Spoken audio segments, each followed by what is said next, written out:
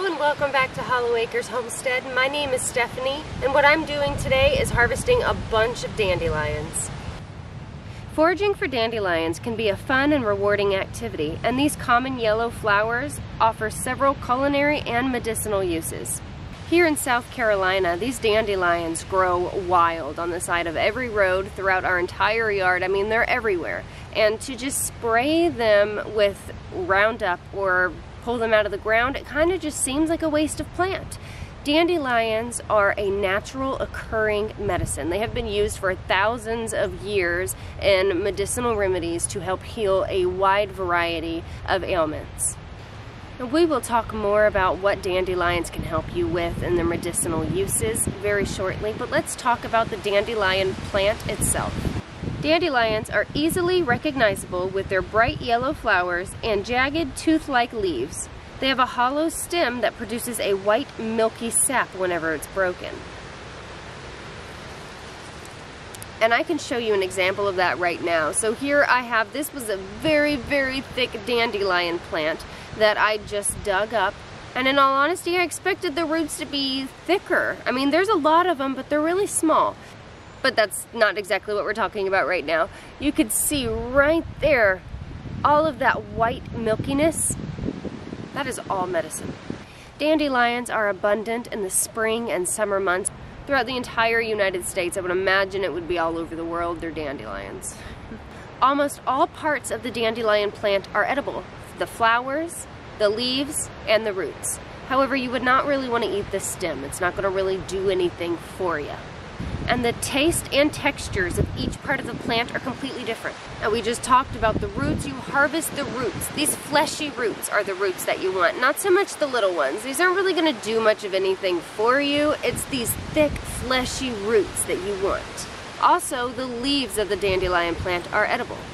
The leaves are loaded with nutrients such as iron and vitamin A and I think E, and there's potassium in here and magnesium and manganese and I think a little bit of sulfate. I mean, full of minerals and nutrients. You can, obviously you'd want to wash them up. Put them in a salad, put them in a smoothie. You can dehydrate them and, you know, grind them down into a powder and then add them to smoothies or, you know, other things. And the flowers. The flowers have a very sweet taste and aroma, and not everybody likes dandelion flowers, and I'm one of those people. I, in fact, hate the taste of dandelion. It's probably one of the worst tastes to me. I don't like it. These flowers that I have harvested, what I'm going to be doing with them is soaking them in an extra virgin olive oil. I will be infusing the dandelions into the oil. I will then be taking that oil and making salves and lotions with. You can also fry dandelion flowers and turn them into fritters. I've never tried that. That's interesting.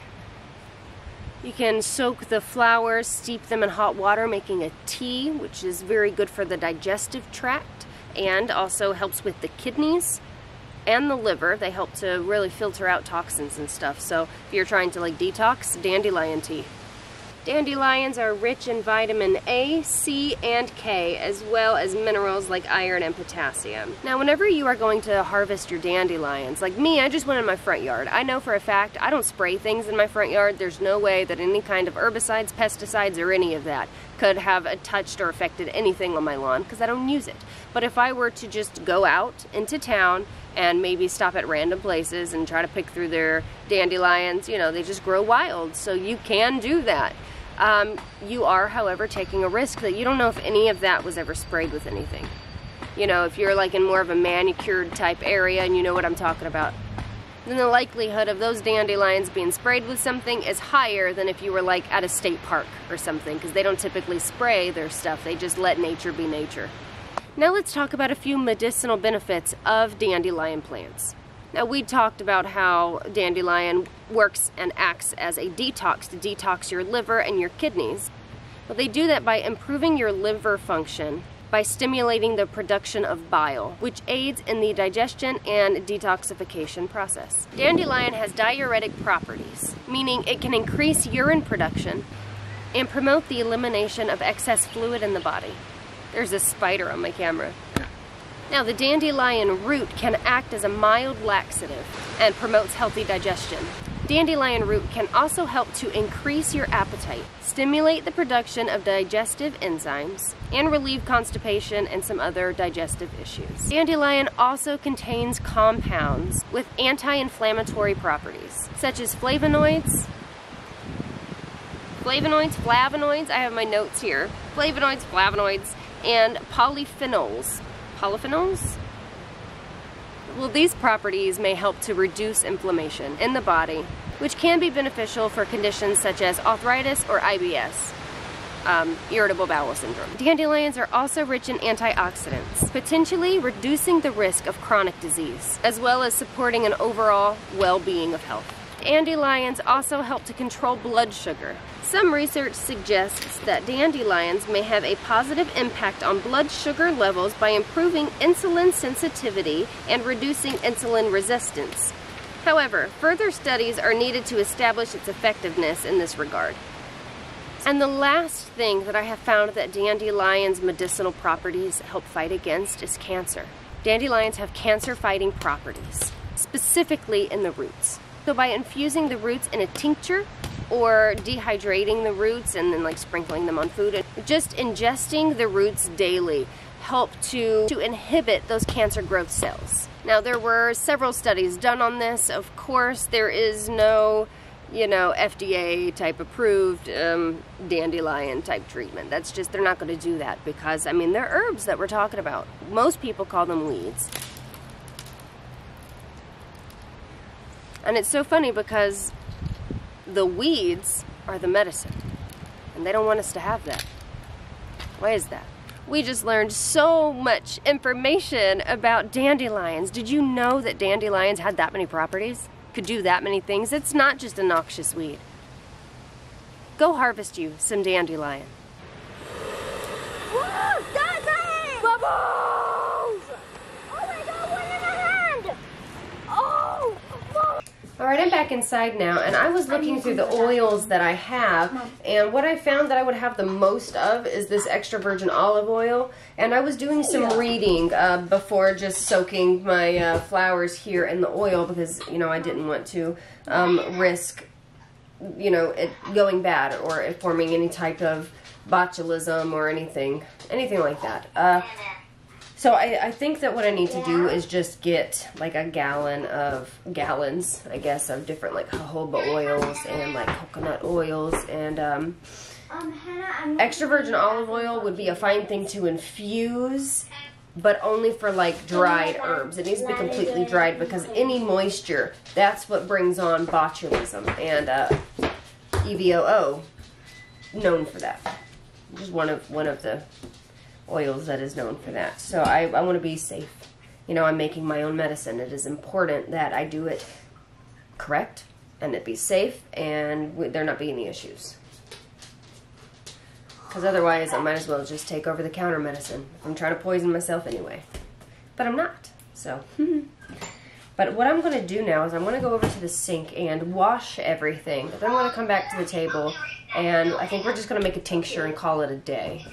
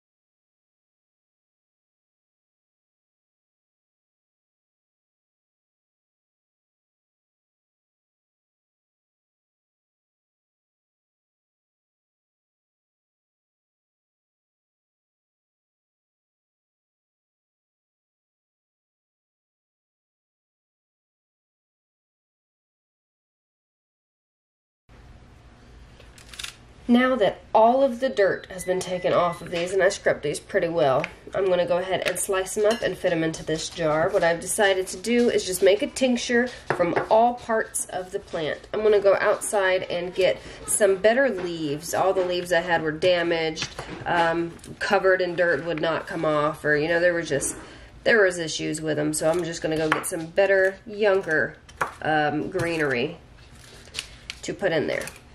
Whenever you are slicing up the roots for your dandelion, you want to cut them into small chunks and pieces.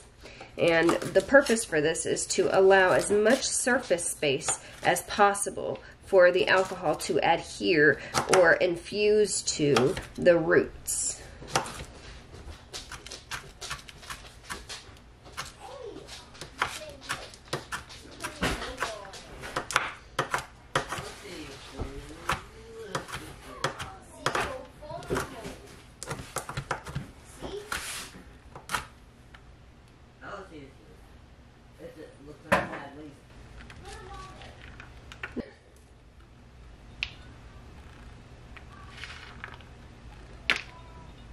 Alright, I just went outside and picked these. These are much better looking greens than the other ones that I had. There is no dirt and no bugs on these, no insect damage or anything.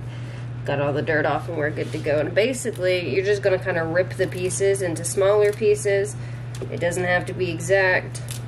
I did, I guess, blanch off, dampen off all of the moisture.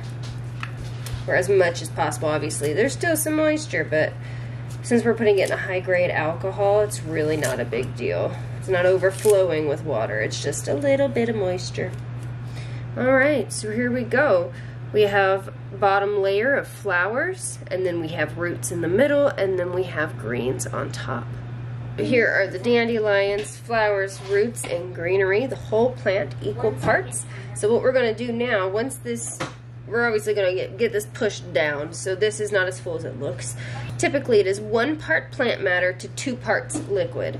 I would say this is right around half, so I fill this all the way up and we'll be good to go. Now the 151 that I have is actually rum, and you don't really want to make tinctures with rum. Now if I were doing like vanilla extract, this would be perfect. I'm not going to be using this. What I'm going to be using is this bottom shelf 80 proof vodka. This is the cheapest vodka you could probably get. I think it was like, I don't know, $9, $10 for this. So all I'm going to do is just pour it in. That's it. I may have used too big of a glass. I may have overthought this tincture. Now what I'm going to do is just take my silicone spoon here, and I'm going to move around. You see all these air bubbles coming out? We want to get all the air bubbles.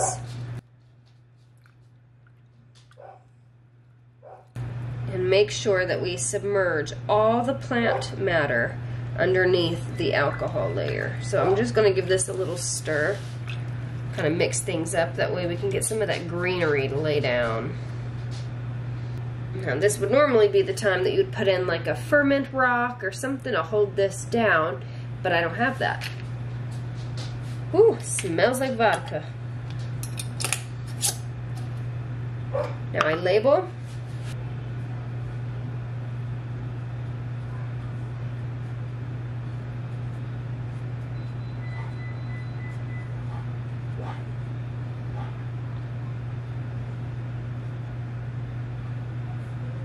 Alright, I have it labeled Dandelion Tincture with today's date, which is May 2nd. I'm also going to write on the side of the jar. Alright. Now I'm going to put this in the Apothecary, and I'm going to every day shake and move it around for 6 weeks. And in 6 weeks we will have a fully infused tincture ready to use. Alright, here's the tincture. We're going to go ahead and put it in the Apothecary. And here's a lemon balm tincture I made the other day. You can see I did a much smaller one of this. I got a little overzealous here, and I think what was happening is I just grabbed a jar and I started filling it. And then I didn't realize or even think about it. Maybe I shouldn't be making this much until, you know, I was already pouring. And then I said, oh, maybe that's a lot. These are better sizes.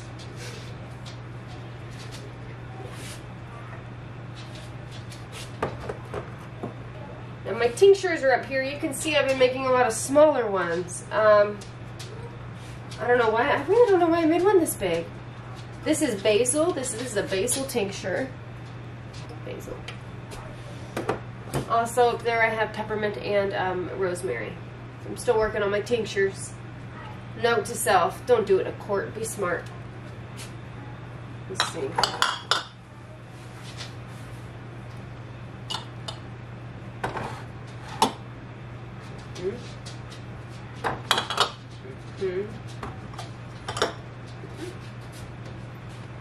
Alright, it all closes. Alright, well today we harvested a bunch of dandelions. We talked about all of the medicinal benefits and uses of the dandelion from flower to root. And we also made a tincture. Too big of a tincture. But whenever it's done, I will be able to at least give it away to people. You know, that's a helpful thing. Free medicine, herbal medicine. Yeah, it'll help somebody. In the coming days or weeks, what I also plan on doing is, yeah, I need more vodka now. But I'm going to go out harvest more. I need to find the right type of oil. We just talked about how EVOO, extra virgin olive oil, is not the oil for infusions whenever it comes to like body care. This would be an infusion for like flavored oils, like a garlic-based flavored oil, like butter, you know, things like that, flavored cooking oils. And I'm not using it for cooking. I very well could, but you know, I could do the same thing with the tincture whenever I'm making anything, and you only need a couple drops. And it is sitting in there infusing for 4 to 6 weeks, so it gets stronger. It pulls in all of the medicinal properties and everything that's good about the plant matter that you're putting in the alcohol making the tincture. And you can do drops under the tongue, you can take a shot of it, you can put it into baked treats or anything else. I mean, the possibilities with tinctures really are endless. And if you're cooking it, the alcohol will burn right off. So I wouldn't recommend ever giving tinctures, alcohol-based tinctures, to children under the age of like 10, I think, 10 or 12, something like that. You definitely want to do your research. I am not a medical professional. Yes, I did go to school for nursing. I got my RN, I got my phlebotomy certification, CNA, EKG, like all of the medical stuff. I got this stuff. Okay, but I did not want to work in that world. That's not what I wanted. That's not how I see healing. So I did not continue with that.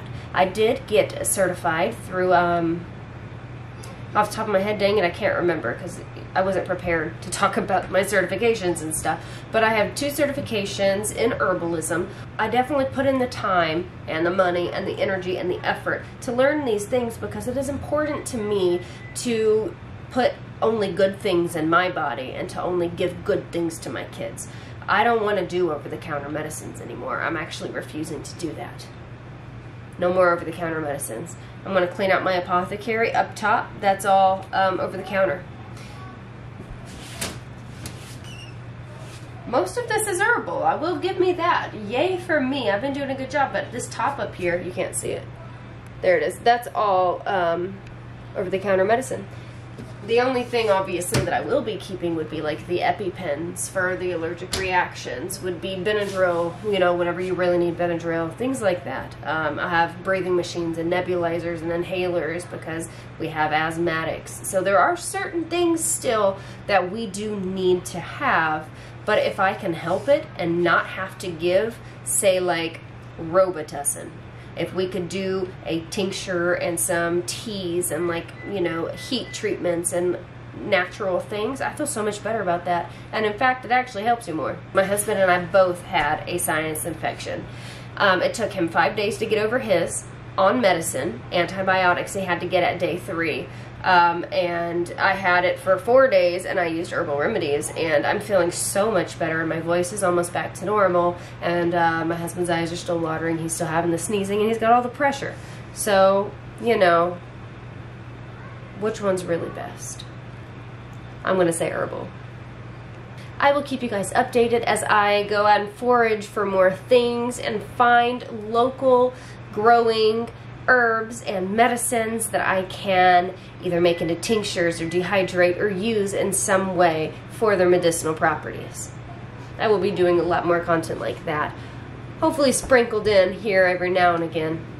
If this video interests you at all, if you feel like you learned something, please hit the thumbs up. YouTube loves the thumbs up. It helps the algorithm and it pushes our videos out there so that more people can find us on YouTube and learn and be entertained, just like you. Leave a comment down below if you want to tell me anything. And don't forget to subscribe to Hollowacre's Homestead if you haven't already. We'll see you next time. Thanks for stopping by.